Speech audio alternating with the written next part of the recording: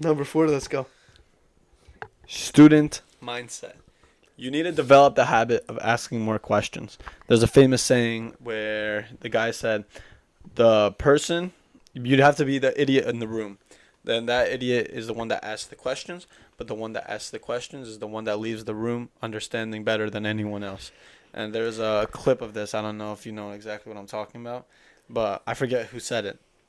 But you just said it really well. That's yeah, what I was exactly. like, yeah. That's the whole point of the whole message. Once you realize that you're a student of life, then you're never really gonna think that you know everything. Exactly, and that's what kills your ego. You're always going to be hungry for new information, new stuff, new knowledge. And that's you're always going to be developing. You're never exactly. going to be... That's literally exactly what I was about to say. That's what develops your character too. It's that habit of being able to, of not having fear of asking more questions. Yeah. And really bettering yourself through that. Right.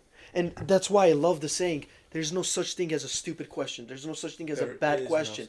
Like, if you already know something and somebody's talking about it, you're not going to ask a question because you already know it. But if somebody's saying something that I don't know, obviously I'm going to ask it. It doesn't make it a bad or a stupid question. Yes. It's literally, I just don't know it. So how can that be a bad question? And, dude, here's another thing. Jordan Peterson says this, too. Here's an interesting fact about that. So many people don't know something, but they're afraid to ask it. That's the difference. And when somebody asks it, it's because they're just brave enough to ask the question out of everybody else. And guess what? They are most likely the person to leave the room knowing the most because they took that leap asking the question. Exactly. And it's actually so interesting how many people have the same questions in the room when somebody's doing a lecture or whatever. But, dude, what are we doing?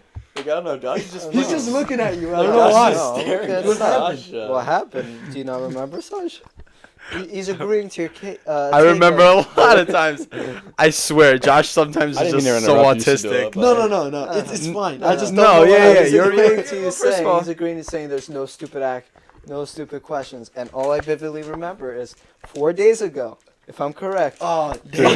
Receipts are crazy. Dude, so many times I tell Josh that the question is so fucking stupid. I'm so dead ass. And not develop a habit. That's just my way. Exactly. Yeah, see, honestly, that's the truth. Dude, I remember like on the podcast, you'd fucking. I remember like Dylan was on the podcast. And I'd ask him something. He'd be like, "Why the fuck would you ask him that? Like, what kind of question is that? Yeah. Like it's right next to me in my ear. No, but I can admire that what you're saying is true. And when I say that shit to you, that's just an insult. It's literally just an insult of me like questioning your fucking stupidity. Sometimes, God, if you knew the questions he asked me, you would understand why. No, I'm saying that. No, there's no stupid question. It's not a stupid question. So you don't tell him. I agree. No, but it's true. I do agree. No, but he can change. I just can't. It's just hard to implement it when I'm dealing with someone like you, bro. Like you just kept staring at him too. I was just looking at you. See how long you can... No, dude, I swear, if you guys knew the questions Josh asked me, you'd understand. Dude, have you guys paid attention to who asks the hardest questions? It's the fucking kids. They ask the hardest questions ever sometimes because they're just so simple that you don't pay attention to that kind of stuff. How's a baby created? That's a hard ass question to answer. To a kid. Sex. Still? Is it still hard? To a kid. How you break to a kid. Yeah, how you break exactly. Like it's those simple stuff that we know the answer to it, but sometimes we don't know how to answer it in a way that's understandable for somebody. Exactly, that's it's the delivery. What does he say? It's a quote. Einstein. He goes, if you can explain something to a 5-year-old, you already know it. But if you can't, or he says it this way. He says, if you can't explain something to a 5-year-old, you don't understand it. Yeah. And as simple as it gets. Like if you can't explain that to somebody in a simple term, you just don't know it. And it's the truth. You might believe in it. You can act it out, which is so different than actually knowing what you're doing. It's a subconscious thing. Yeah, I wanted to bring it up too about like the whole like child, like when I asked like the crazy questions. When we were children, we were curious about everything. That's what I'm saying. Oh, what's that new area in the backyard I've never been to? Yeah. Or what does that do? What does this do? Like, what does that do? How is it doing that? That got like taken away from us as we grown up and become more mature. But in reality, it's like those kids have the best thing at all. It's like the curiosity. Yeah, you can never lose that. You shouldn't never lose that. In school, they tell you learn this, this, and this. But I want to learn. No, shut the fuck up. You're gonna learn this, right? But sometimes though, I've heard so many teachers say this though, and like literally, they say there's no such thing as a stupid question. There's no such thing as a bad question to people in class.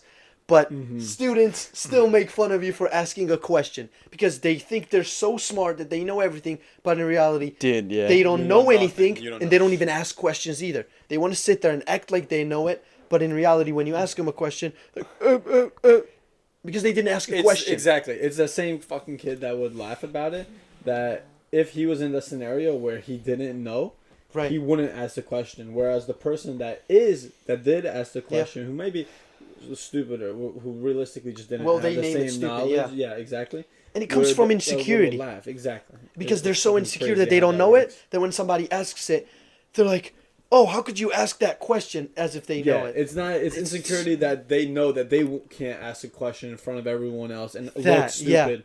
But whereas this person could. Because this person is the real, not a fucking idiot. I wanted to really quickly. You know why we're suppressed from this curiosity? Because when we were a kid, we didn't believe in anything. We didn't have any core beliefs. We just always clean wanted slate. to learn. Now, all we want to believe is we know everything. We know every goddamn fucking thing in this world. And that is the only difference from when we were a child. That's the only difference. Is the idea that you think you know what you know. Because you read it in a textbook. Because you heard it from your mommy. You heard it from your daddy.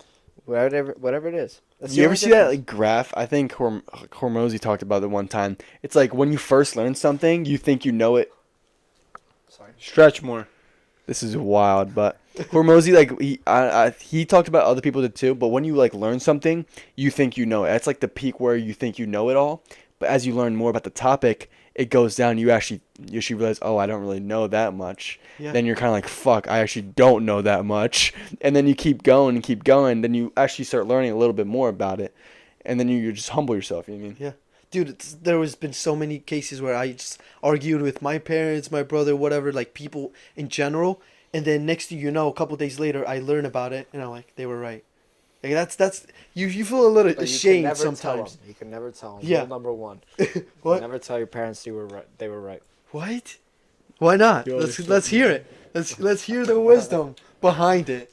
Why not? But if your parents were that's just a joke. if your parents were always wrong, you would never listen to them. Yeah.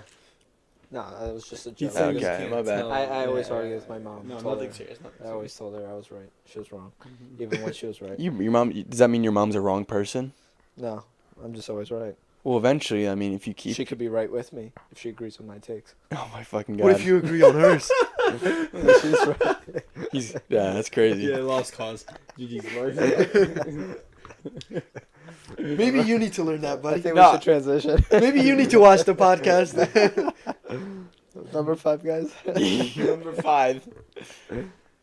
It's all your fault. Straight up.